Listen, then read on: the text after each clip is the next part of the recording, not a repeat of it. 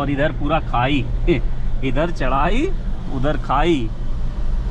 वाह बेहतरीन नज़ारे, गजब का मौसम हो रखा दोस्तों, और मज़ा आ रहा काफ़ी गाड़ी यहाँ पे ड्राइव करने में। एकदम ठंडा मौसम हो गया अभी पंगोट में, बहुत ही बेहतरीन।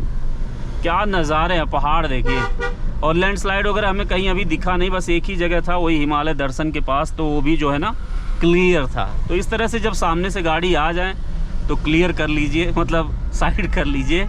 हमारे पास तो भाई है अच्छा खासा टैंक है हमारे पास, तो 1 सेकंड में रोड से नीचे भी उतर जाता है, मतलब जगह है जहाँ होती है वहाँ।